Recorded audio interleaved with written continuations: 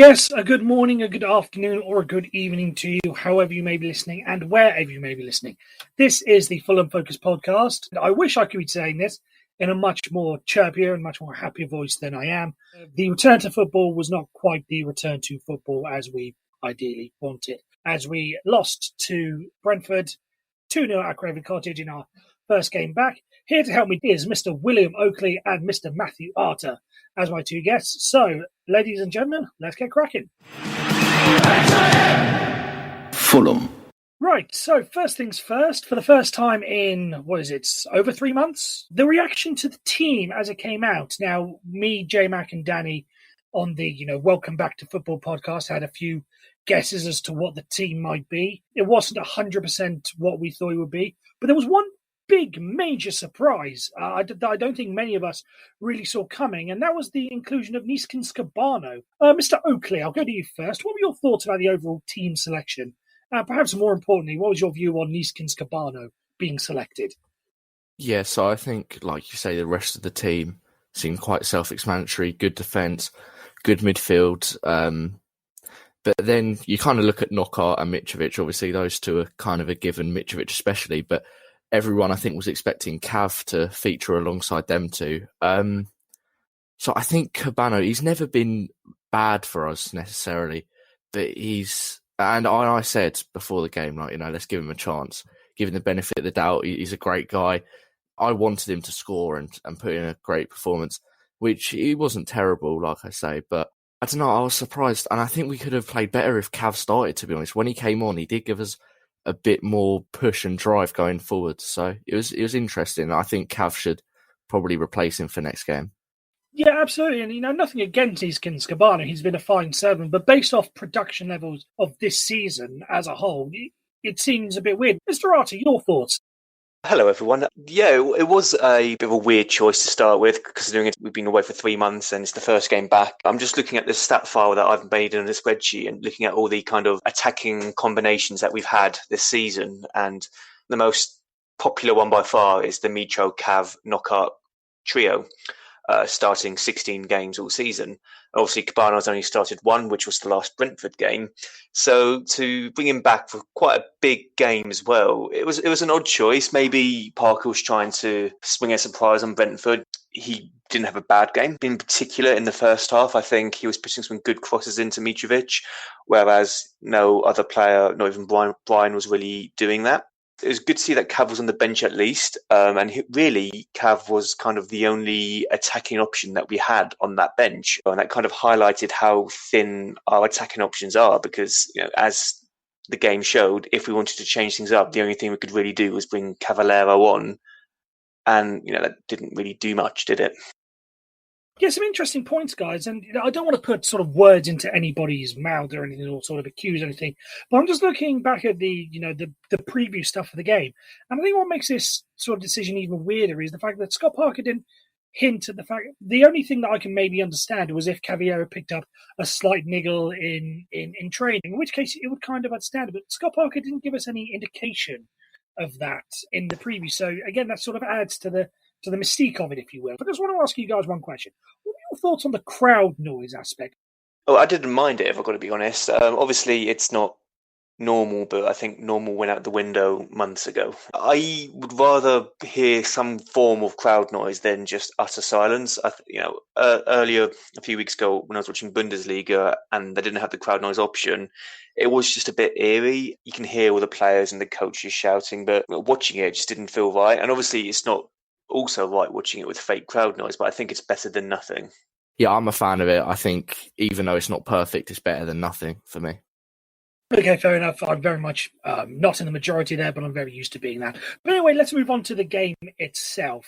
And it wasn't exactly the most entertaining of first halves. I wouldn't blame anyone for sort of dozing off. But the first clear-cut chance of the game, real clear-cut chance, falls to Bobby Reid. Then it was really as he hit the post, followed up by Anthony Knockaert pulling one, across the goal, curving wide. Should they have done better, respectively? I know Bobby Reid has come into a lot of criticism on the Fulham Focus WhatsApp chat for his finishing or lack of. But do you think really that was an effort on his weaker foot, for instance? Do you think really he should have done better on that occasion, or do you think that was really it wasn't a total clear-cut chance. Mr. Arter, to you first.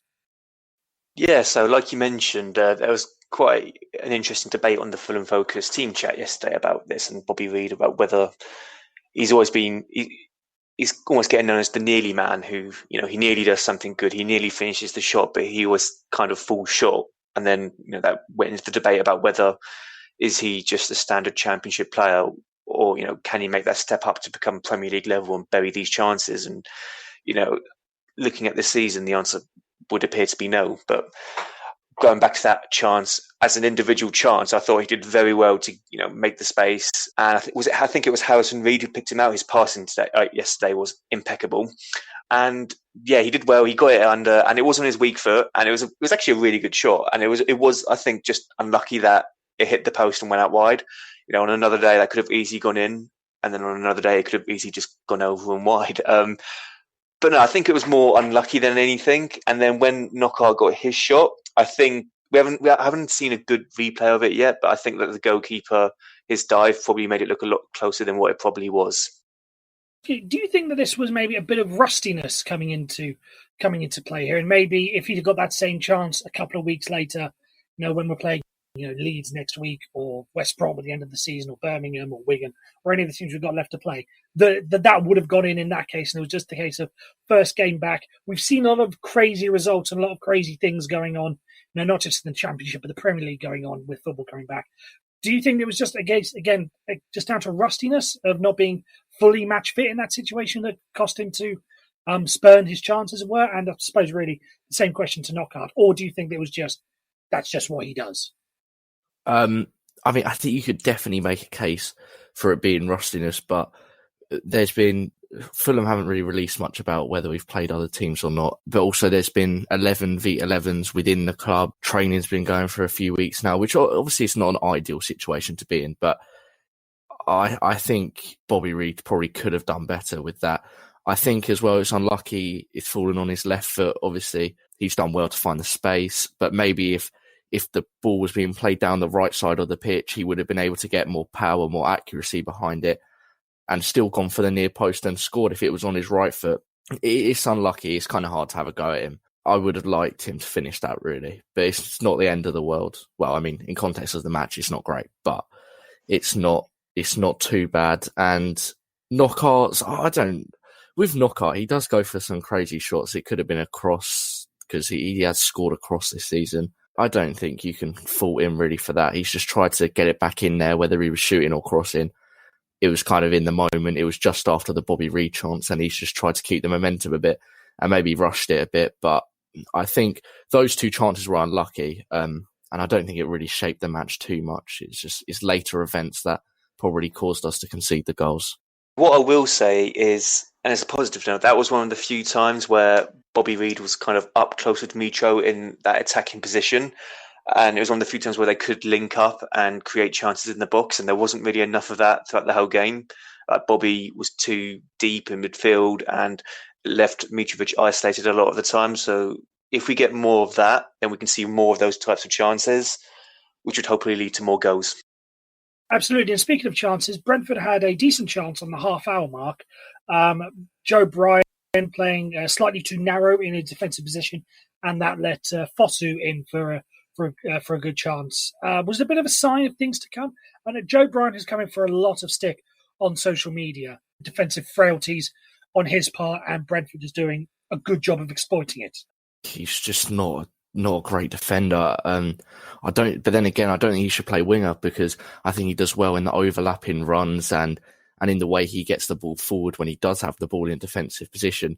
But it's just getting that ball in the first place, because he's not great at doing that. There was too many times where he got caught out against Brentford. Hopefully he can sharpen up a bit for other games, because although Brentford is obviously a massive game, we still got to play West Brom and Leeds, who are above us, which Brentford aren't, so those will probably be harder games. So I think Bryan does definitely need to work on his defending, but whether that will come about or not, I don't know. The problem is we don't have much depth at left back either, so it's not like we can replace him. The only thing I would probably consider is putting Odoi left back and Christie right back, but I think I'd still rather keep Brian. It's just his defending does fault us a bit at the back, which is unfortunate, really, because he's a good attacker and he does play good crosses. It's just he's not the whole package. Just to add into that, I think initially in the first half, down our left-hand side and down Brentford's right-hand side, I thought there was initially quite a good battle going on with Cabano and Brian down our left side and Dalsgaard and Tariq Fosu on their right. Because I noticed that there was a lot of traffic going down our left-hand side there. Cabano was cutting in, getting crosses in. Brian was there supporting him, and then likewise they would go on the counter attack, and it was a good battle. But then, unfortunately, in the second half, it did Brian and Cabano, and then when Cavallero came on, it did kind of fall away a bit, and it's unfortunate because they did that is what ultimately led to the goals. Again, speaking of chances, not many clear-cut chances, as it were, but Bobby Reid had a decent one on around the 50th minute mark, just after half-time. I don't want to accuse her of being too pass-happy, but I think this was a very good example of being too pass-happy. To pass it into, I think it was Mitrovic coming in through, but he should have shot, in my opinion. Anyway, again, it was just one of those times where you're just thinking, hit it.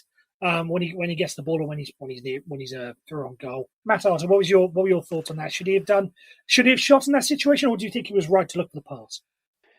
Yeah, that was one of the few times in the game where I actually got off of my seat and was like, okay, here we go, something's going to happen here, because I think Knockaert, he got quite a few criticisms yesterday as well, but I thought he actually had an okay game. He was lively, he was tracking back, he was putting the tackles in, and then when he got the balls like that, he was a bit of classic Knockaert, just hogging the ball too much. But when he did something like that, where he put a great ball to Bobby Reid, and again, he found that space, he got into position, and there, you've got to say, just either shoot across the keeper, so, you could try and get a rebound and that could lead to a tap in, or, just test the keeper at least. And then in the end, it was a bit of a tame cross and that Brentford could easily stamp out. And, you look back on the game and it's chances like that could have made the difference.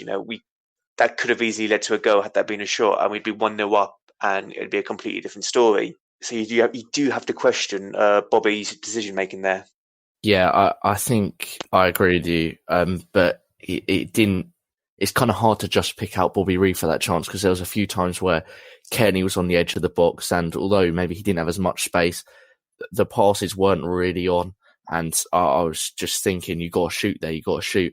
So, like you say, Bobby Reid was one of the times where I thought that, but I think it definitely could apply to quite a few players yesterday. And again, it's kind of bad decision making from Bobby Reid, because maybe he should have shot, but he did try to create a chance or a goal out of it, and hopefully these are the kind of things that he's going to learn from, and it will hopefully show against Leeds and West Brom if he now realises what he's done wrong.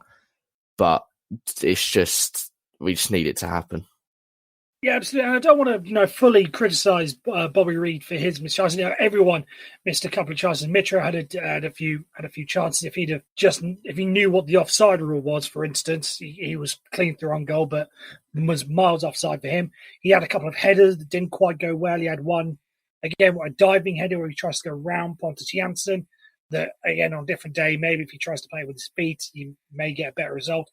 So I don't want to fully put everything on Bobby Reid. The whole team missed chances, but I just think he did have the most clear cut. Now, the decision to bring off Harrison Reed has been something that's really stuck in Fulham fans, Crows, since the game, probably since he was brought off. I know a lot of people say that he was man of the match far away. A lot of people saying we need to sign him on a permanent this summer. He's doing a great job. And he is, in fairness, he was absolutely man of the match yesterday. So what were your thoughts when Harrison Reed was brought off? Did you think that this was a tactical decision? I thought he was doing okay, but for all we know, he may have been out of steam. We didn't see that. Mr. Arter, were you stunned when you saw Harrison Reed come off, or did you, like me, think that there was a reason behind him coming off?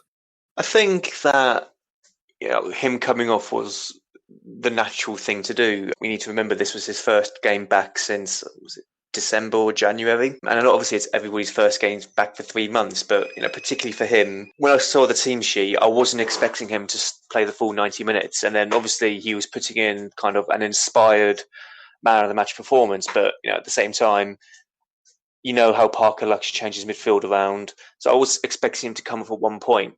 And that's fine. You know, like I said, I think most people expected that. But I think the anger and the frustration from fans comes from the fact that as soon as he goes off, we kind of fall apart, and it shouldn't need to be like that. We should be able to bring on Arter or McDonald or Johansson, and we should still be able to, you know, kind of hold our own against other teams. We shouldn't kind of just cave in and concede 2 goals literally 4 minutes after he comes off. I mean, that's no coincidence. You know, and in some part that does go down to Parker's tactics, because, you know, as good as a game Reed has, we can't just rely on him to keep us, you know, safe from conceding goals. Yeah, I think there was some more to that, and I do think the decision to bring on Harry Arter, I think, was also a bit of a weird one. I know they saw playing the same role.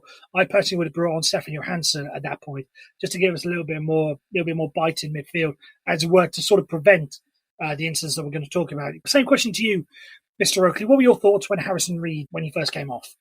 I think, like you say, he had a great performance. Man of the match for me, definitely. Maybe we'll get onto that later, but I'll just say it now. He was great. And I think him coming off for Arter, like you say, is an interesting one. Him coming off overall is not that weird. I don't think you can blame Parker for that.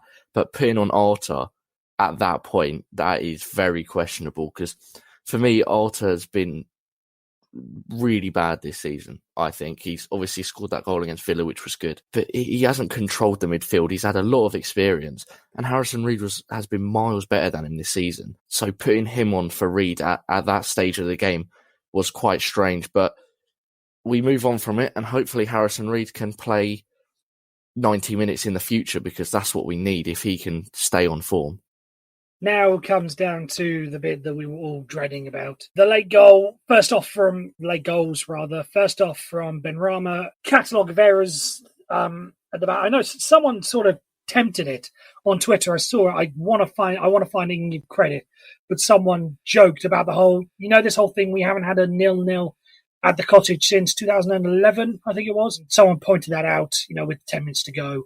And then someone put underneath it, Benrahma at the back post in the 90th minute or something. So whoever it was, if you're listening, please let us know. I want to give full credit to you for sort of jinxing this. Talk me through the goal as it was, just what went wrong. The only thing that really, for me, and again, we've talked about Joe Bryan. For some reason, he was out of position. For some reason, Joe Bryan was playing centre-back. When the ball came in, at least, Joe Bryan was a centre-back and Tim Ream was a left-back. Again, who takes the blame for that goal? I think for me, there's kind of 3 players at fault for this. First off, Ream, it's kind of hard to blame him. I think he had a really good game, but he just he was playing too narrow, didn't really close his man down. Obviously, he's not a left back by nature. Centre back is definitely his best position, but he just didn't really close him down. And I think the other 2 is Bryan, because he just kind of seemed to stroll into the box or back towards our goal as the cross was played in and not make much of an effort to stop it. I think Kearney as well, because he just watched the ball get played around him and didn't really make much of an effort to stop it. So I think for me, Bryan, Ream and Kearney, it's a team thing. It's played across the goal. Surely one player's got to get there. Yeah, so my take on how we conceded the goal, I thought, throughout the whole game, it was actually quite an even matchup. You can easily, had it finished 0-0, I don't think there would have been many complaints. But for us, and it might have coincided with when we took Harrison Reed off, we had just run out of ideas, and you could tell that Brentford were kind of turning the screw a bit, and they were upping the pressure, and it was getting more and more camped in Fulham's half. So, you could kind of sense that something, if there would have been a go, it was going to be for them. And sure enough, that did happen. As Will mentioned, Ream was very narrow, and I haven't had a chance to look back at the full kind of match replay and look at how originally it ended up with Ream being left back and Bryan at centre back. I don't know how that came to be, but it did.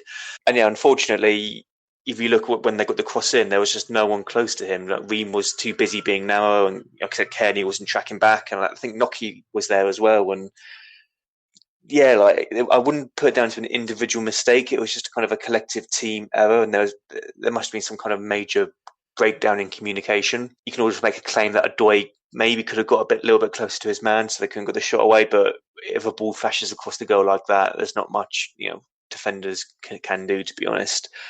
So yeah, it was very unfortunate, but you got to say it was coming because we just looked like we'd run out of ideas. Running out of ideas, and we had a few ideas and a few chances towards the end. And the second goal ultimately comes, typical counter-attacking play. We have a corner and then they break away. Again, I don't want to put the whole thing on Joe Bryan because there are many people who, again, were at fault for all goals and not missing each other. I don't want this to be the Joe Bryan. As much as Joe Bryan was bad, Harrison Reed was good. I don't want to put it all on him, but I do have a big issue with him and his attempts to stop the play, to stop the counter-attack and his weak-hearted efforts. I can understand him being dragged out of position because he was chasing down our right-hand side to sort of track the guy back. I can get that bit. But his attempts to try and win the ball back just didn't inspire anything in me. The way he played it just didn't seem right to me. So what were your thoughts on the second goal? Could we have improved on that, Mr. Arter? Yeah, so I think the goal, it was just a classic counter-attack. We had just gone 1-0 down. We had gone kind of all-out attack to try and get that equaliser. We got that corner, put too many men forward, and they did get us in the classic counter-attack. And, it's easy to point, like I said, it's easy to point fingers at Joe Bryan, but when it's like 3 against 2 like that, it's always going to be against you. And I think Harry Arter as well, I think there was kind of grounds there to kind of point the fingers at him as well. There's one point when he kind of stopped running because he was trying to play the offside trap, but it failed miserably. So he was kind of 2 yards behind them. And yeah, at that point, it was just game over and everyone became angry. Yeah, I think I agree with you on that one. We were just going for the goal, so everyone was up. There was always a risk we were going to get counter-attacked, so we just went for it. I think Harry Arter, though, I'm not that bothered about this because we were going to lose it anyway. If Harry Arter plays like that in other games where it's actually close, there's 1 goal in it, it's going to be ridiculous because, like you say, he stood there with his hand up, waiting for the liner to call offside. He didn't even pass it to the player that Harry Arter thought he was. So then he's well behind. Then Harry Arter runs and kind of blocks Rodak's view. Maybe Rodak would have saved it, maybe he wouldn't have, but Harry Arter isn't exactly helping in that situation. But like you say, that goal wasn't the goal that lost it for us, so just as long as Harry Arter doesn't do that again, it's fine. But in that situation, I don't really know what he's doing. Okay, so that's the game sort of over and done with, but just sort of summarise it, if you will. What were your overall thoughts on the first game back? Again, we've touched on the main points, but similar to an essay you used to do in school. Here's what happened. Now, just write the conclusion to it. So, what were your overall thoughts on first game back? Just basically anything that we've missed off. I'm surprised you focused at school, to be honest, Baldo. No, so the concluding thoughts kind of for the game. Obviously, everyone's kind of very angry because it's the first game back. It's Brentford. It's a big game that, judging by how other results have gone this weekend, it could have helped us massively for promotion. But we weren't terrible. Like, we weren't great. Sure, we lost the game. It's awful. But, we didn't play that bad. And Brentford are a very good team, to their credit. And for the majority of the match, it was a good matchup. But, things that came creeping back throughout this season have kind of came back after the 3 months out. There wasn't kind of a clear plan B. It was a lot of nice little passing from defence through to midfield. It was nice. And then you just get to that final third and you only ever see 2 Fulham players in attack. You see Mitro and then the one player, be it Knockaert, be it Kearney, be it Bobby Reed, just running forward. And there's just no ideas. It's just kind of hesitating and trying to find something. And then they easily close us down. And then boom, they're on the counter-attack. And I also thought our attack was quite deep as well. Mitrovic, he was winning his headers, but he was winning the headers in our own half. He should be 10, 20 yards further up the pitch, winning those headers, knocking them down to Bobby Reed or Knockaert, basically on the edge of the box. And he wasn't. So it didn't quite click yesterday, but, there were still some encouraging signs there. You can put it down to rustiness maybe, but yeah, we do need to play better and hopefully results will come. Yeah, that's what you touched on there right at the end, so I can throw it perfectly over to Will. Will, how much of this do you want to put down to it being the first game back? I think quite a lot of it has to go down to those 2 points. We lost to Brentford already this season, first of all, which I know we're going to get onto the Parker rating, but which makes me question how Parker hasn't learnt from that loss, but we'll move on from that. But I think maybe if it was a Leeds who've just lost to Cardiff or West Brom who have just drew to Birmingham, I think we probably could have got a result. as much as I hate to say it, Brentford are a very, very good team. And that's something that Thomas Frank's done really well. He's kind of given Brentford a bit of a reputation because they're not a side that have gone and spent a lot of money or got really well-known players in. They've kind of grown it from within the club, and fair enough to them that we weren't terrible, but they just wanted it a bit more than us and they got it. So fair enough to them. The love of God, don't turn this into a Brentford love fest. It makes me sick thinking about it. But, you do have to give some credit to them. They have done incredibly well for, the small club that they are. Right, so that wraps up this game. Actually, no, before it is, we've got to just do one more thing, and that's for you boys to give me your Scott Parker rating out of 10.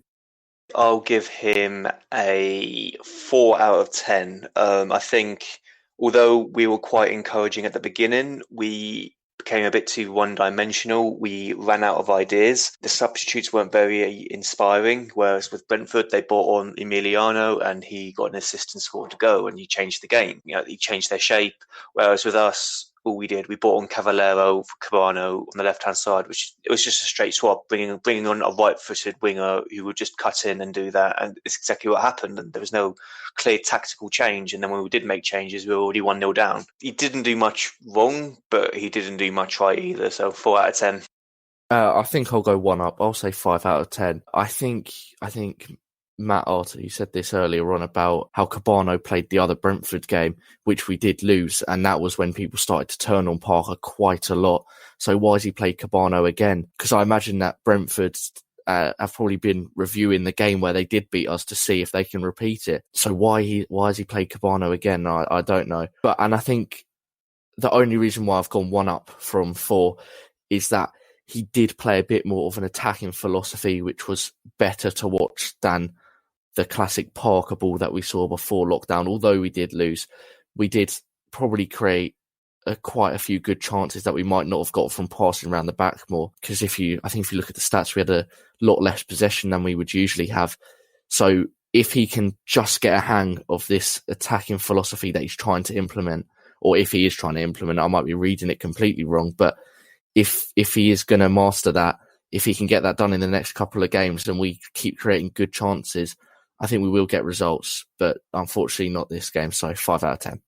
Yeah, I'm going to give him a 5 as well. I'm going to cut him some slack because anytime you lose to Brentford, it should automatically be a 0. But I will cut him something. First game back, bit of rust. We've seen, again, I've mentioned it before, we've seen some crazy results across football since football's come back because of teams not being 100%. He didn't have a full squad available. That's why we had Sylvester Jasper on the bench rather than Boubacar Kamara. For whatever reason, we don't know, but he wasn't there. So he gets some slack, but not a lot of it. So it's going to be a 5 from me. Right, so that wraps up the Brentford game. Let's look forward to Leeds. Fulham. Right, guys, let's talk the Leeds United game. A game which has taken on a whole different meaning based on the league table as it was. Everyone was all doom and gloom after the Brentford result. But then as the results progressed over the weekend, West Brom only managed to draw with Birmingham, and Leeds suffering a shock defeat away to Cardiff City means that the gap isn't really all that it could have been. It's now only 7 points to second place as opposed to the 6 points. So very much still all to play for. To quote Animal House, was it over when the Germans bombed Pearl Harbor? No, everyone knows the quote. Has the meaning of this game changed much in your eyes, given the results? I think, technically it's as we were because Leeds lost and we lost, so there's no points difference there. West Brom got that point. But I think mentally there's a big difference now. We lost the first game back of the Championship, and Leeds and West Brom should have looked at that and thought, well, we can take advantage of this. We can start running away and get quite a big gap. But they didn't. And not to play mind games here, but you need to question their mentality about can they dropped the ball a bit there. Let's be honest, they could have gone far and away. And I think when we lost after the full-time whistle, there was kind of the thought that that's the automatics over with. Then we'll just focus on the playoffs. But now there's that renewed sense of optimism and hope that that's there now. And obviously, West Brom are playing Brentford next week as well, and all the top 4 are playing each other. And depending on what happens, it can either blow it all wide open or kind of solidify the top two. So yeah, it's definitely all to play for now, more so than ever. You mentioning the West Brom playing Brentford just points out the fact that we're saying this all now, yet on the Friday night, West Brom play Brentford, so the game could take on another completely new meaning. Mr. Oakley, same question to you then. What are your thoughts on the game and the importance of it? Has it changed much to you? I think if we win, it definitely can. The automatics are still alive. We've been given a lifeline. Like you say, after that game against Brentford, automatics are over. Let's focus on the playoffs. But if we beat Leeds, then we're not very many points behind at all.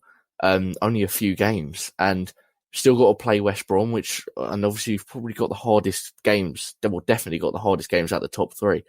But Leeds and West Brom have already dropped points along with us. So if we can pick up and they don't pick up as well, then we've got every chance. It's just about the next few games, and especially this Leeds one. It's about if we can keep consistency and keep form, because then we will be able to get second. I just want to bring up this quote that I got from a text I got from a Leeds supporting fan of mine earlier this afternoon. From all my time watching the Championship, it's your opponents that win you the league by dropping points rather than your own ability. And I think this weekend pretty much sums up that point perfectly. And you mentioned Leeds and West Brom dropped the ball as regards to us. And, we could be very much in the same situation next week if West Brom and Brentford, for instance, play out a draw and, keeps things wide open. Then the onus is on us and Leeds to sort of take advantage of that. And it's really going to be a case of who blinks first and who crumbles first. Just walk me through what changes you see coming from Scott Parker in the game, if you see any at all. I think the lineup will stay relatively similar, apart from probably Cavallero for Cabano. To regards to the defence, I think keep the defence the same, although Joe Bryant did look shaky against Brentford. I think he's the best left-back option we have. And Harrison Reed, Kearney and Bobby Reed. Bobby Reed, you could say, could be changed for Onuma and Kearney goes more attacking. But although Bobby Reed did miss a few chances, he made chances as well. He made good runs. So I think midfield stays the same, defence stays the same, and Cav just comes in for Cabano. I wouldn't be not knocking Brian, and I don't want to say he would get dropped, but I could see a tactical change of maybe bringing Adoy in at left back and then bringing in Cyrus or Stephen Sess, just to have a bit of a more composed defence, one that doesn't bomb forward as much, potentially. Midfield, I would expect to see more or less the same midfield. I know Harrison Reed did hobble off, but hopefully it didn't look serious, so he should be fine. But if it is Leeds, and we know how attacking Leeds can be, you wonder whether he'll stick with Bobby Reed and Kearney in midfield. He could sacrifice one to bring in a Steph Joe or an Arter, which would be fine, I think. And yeah, I would expect to see Cav come in for Cabano. I would like to hope to see Kamara back. I don't know why he's away. Hopefully it's nothing too serious, and hopefully he can make some appearance, be it on the bench or in the starting 11. And yeah, I think that would be the way forward. Just picking up on Brian's strengths and weaknesses as well, I think an option we could also consider is maybe going 5 at the back at some point and having a kind of Joe Bryant, Cyrus Christie as wing backs with Adoy, Ream and Hector as the 3 centre backs. I don't know what your thoughts are, what your guys' thoughts are on this, but I think it could be something worth exploring, because that could open up more crosses to Mitrovic, more kind of play down the channels as well. Not saying we could do it against Leeds, but I think it could be something to consider. We don't really have the time to go into this because I'm getting pretty tight. Yeah. Another time. Yeah, exactly. Another time, and further down the line. Let's have your score predictions for the game. Mr. Arter, you first.